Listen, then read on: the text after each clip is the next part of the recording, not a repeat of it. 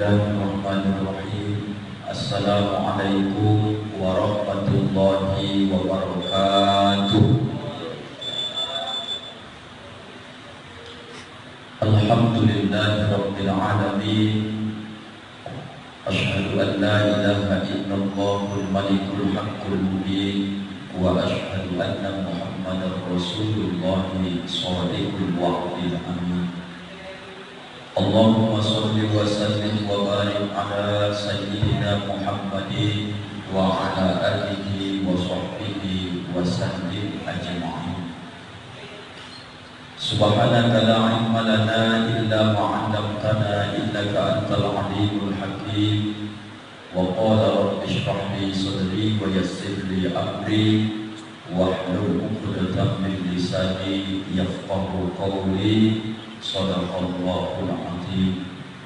Allahumma faqihna fid-din wa 'allimna at-ta'wil wahdina ila shiratikal mustaqim. Amin ya rabbal alamin.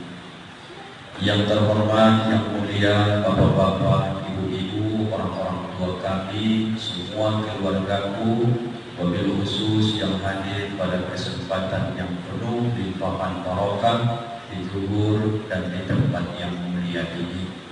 Semoga kebersamaan kita di dunia ini dalam rangka melakukan ketaatan kepada Allah, moga-moga berkenan Allah kumpulkan kita kembali besok di dalam surga Jannatul Firdaus. Amin ya rabbal alamin. Di dalam istilah fikih ada yang disebut Bapak Ibu dengan istilah fata. Arti fata itu luput. Kenapa diambil kajiannya tentang luput? Yang dikenal juga dalam istilah fikih, luput ini disebut dengan masbuk ataupun orang-orang yang terlambat dalam mengerjakan sholat berjamaah. Fata yafutu itu juga diartikan luput, terlewat, tapi yang paling populer istilah di masyarakat kita ujung batu disebut dengan kalimat masbuk ataupun terlambat. Maka dalam kehidupan ini Bapak Ibu, kalau dibuat tingkatan dibahasakan tentang masalah kita untuk memenuhi panggilan Allah untuk sholat berjamaah ini, maka hari ini kita sudah masuk paling tidak golongan yang ketiga. Golongan pertama, ada dia dengar seruan azan itu, dia tidak peduli, artinya dia anggap sepele dan dia lalai, tidak mengerjakan sholat sama sekali. Ada yang kedua, ciri manusia, dia dengarkan panggilan azan, mohon maaf, kemudian masih juga berkata dalam hati, kan belum qomat. Ada yang ketiga, ketika sudah terdengar panggilan azan, kemudian masih terpikir belum qomat. Yang sering terjadi adalah ketika sudah qomat baru ranjak. Inilah dia golongan yang sering terjadi, disebut dengan masbuk ataupun terlambat. Maka dalam kultum yang singkat ini Bapak Ibu, kita ingin melihat berapa kerugian yang dialami, yang dirasakan ketika kita terlambat menghadiri sholat berjamaah. Yang pertama, kalau menjadi kebiasaan kita Bapak Ibu, semua keluargaku terlambat menghadiri sholat berjamaah, mana batas disebut dengan terlambat? Ketika ia tidak mendapatkan takbiratul ihram dengan imam, atau tidak dia mendapatkan rukuk bersama dengan imam. Mana yang paling sering disampaikan orang disebut terlambat? Kalau terlambat itu disebut dengan tidak bersamaan takbirnya dengan imam takbiratul ihram, tapi disebut luput terlambat hilang satu rakaat ketika dia tidak mendapatkan rukuk beserta dengan imam.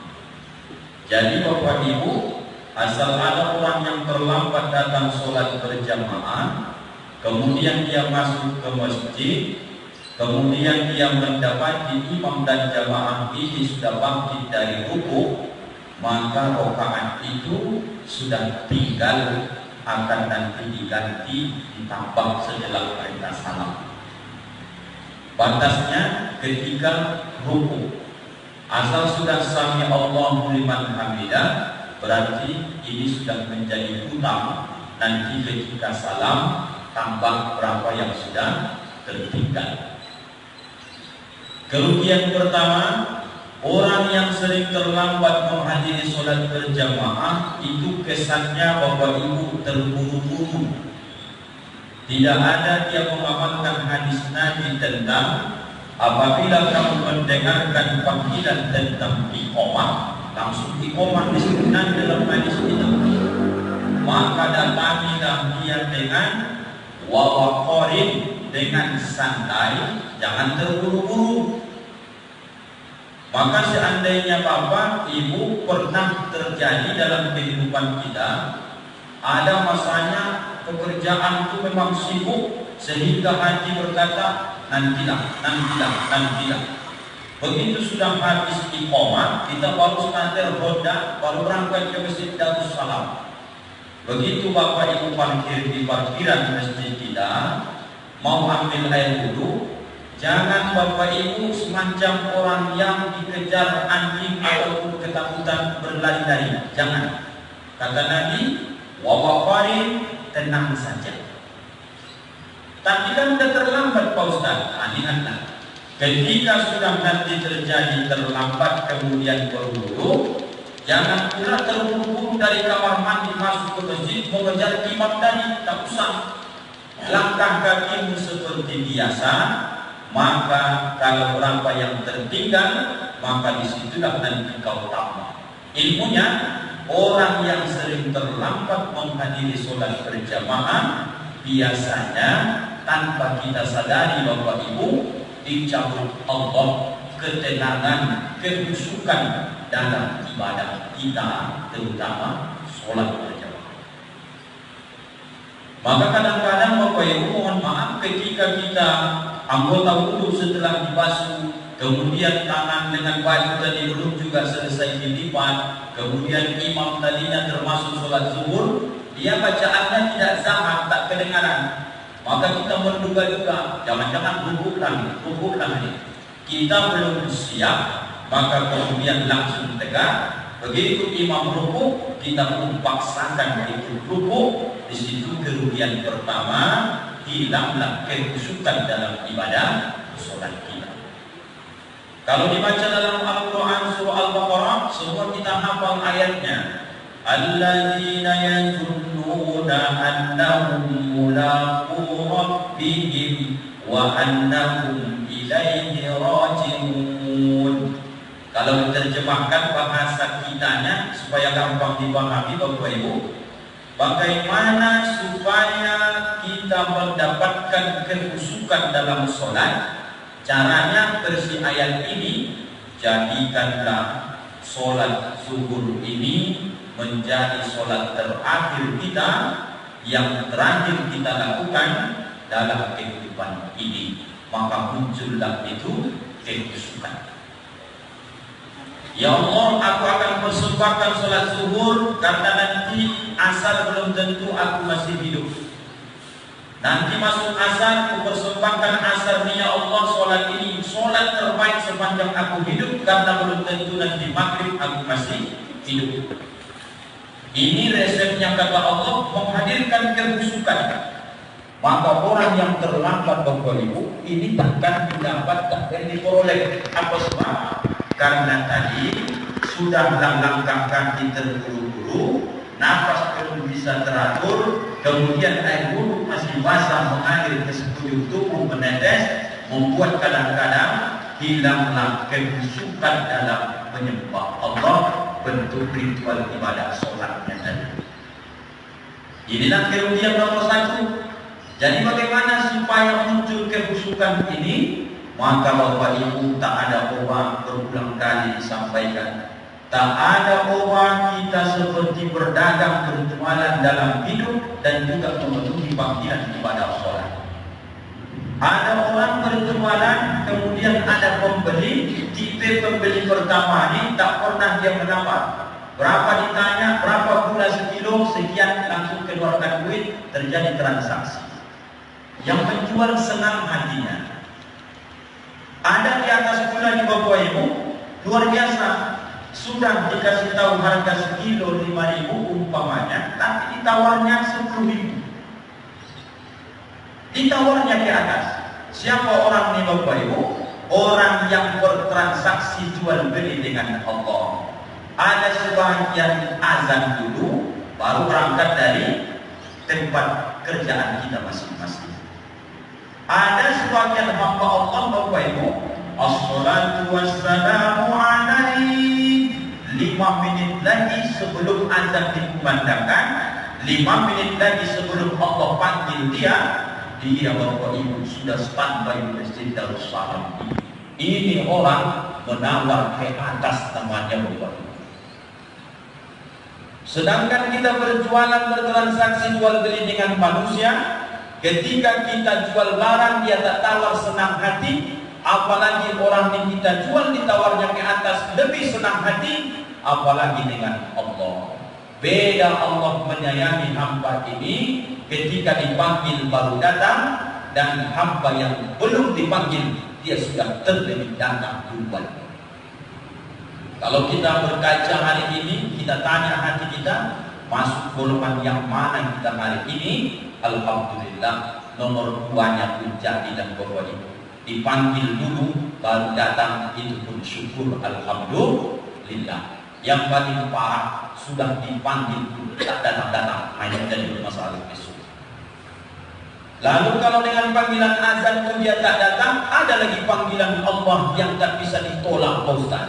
Panggilan azan boleh buat alasan, sibuk, masih kotor segala macam, silahkan saja. Tapi ada satu panggilan yang tak bisa dielakkan, yaitu panggilan yang sering kita sebut, inna lillahi, sesungguhnya kami ini milik Allah, wa inna ilaihi, dan sesungguhnya kami ini ilaihi atasnya, rajiun, kami kembali kita semuanya kepada Allah. Solat zuhur tak solat zuhur hari ini, panggilan itu datang, maka dia tak menengok apakah kau sedang solat atau tidak. Ini panggilan yang tak bisa ditunda-tunda.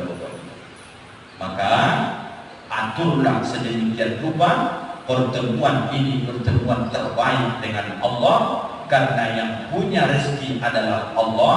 Jangan mencari rezeki mati-matian, lupa kepada yang punya rezeki itu sendiri. Apa maknanya? Jangan sampai Bapak Ibu gara-gara mencari rezeki, mencari dunia, kemudian kita lupa terhadap yang punya dan yang mengatur rezeki itu sendiri.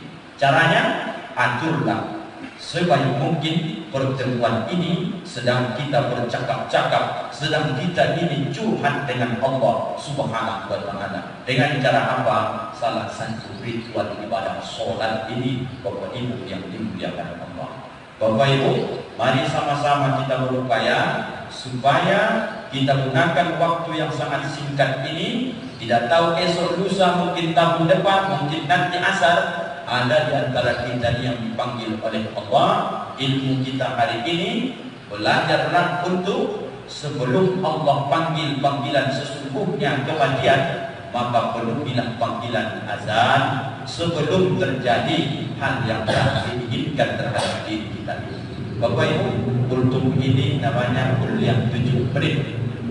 Biarpun banyak yang ingin disampaikan, kelalaian, kerugian orang yang terlambat datang menghadiri sholat berjamaah, yang pertama akan Allah cabut kehusukan, ketenangan dalam hatinya. Satu lagi, usahakan Bapak Ibu, kalau bisa jangan terlambat sholat berjamaah. kalau terlambat sholat berjamaah akan hilang lagi satu lagi sunnah. Apa sunnahnya? Dalam hadis nanti, la yuraddu du'a bainal azani wal iqamah. Tidak akan ditolak oleh Allah doa atau orang yang mengangkat tangan dia berdoa memohon kepada Allah di antara azan dan iqamah. Kalau datangnya sudah iqamah, lewatlah kesunahan waktu makbul untuk berdoa. Orang yang datang tadi ketika sudah azan, kemudian dia sudah tenang, sudah sholat sunnah qabliyah, maka dia angkat tangannya, ya Allah, ampunkan dosaku, dosa ayah ibuku, dosa guru-guruku, kaum muslimin muslimat. Kata Nabi, la yuraddu doa, tidak akan ditolak doa bainal azan wal iqamah, di antara azan dan iqamah. Kita perbanyak ini Bapak Ibu yang dimuliakan Allah.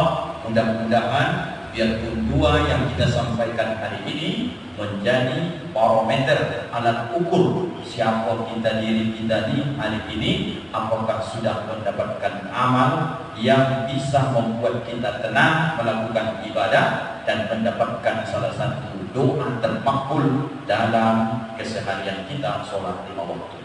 Terima kasih Bapak Ibu atas segala perhatian. Mohon maaf atas segala kekurangan, keterbatasan ilmu. Kita tutup pertemuan ini dengan doa kafaratul majlis.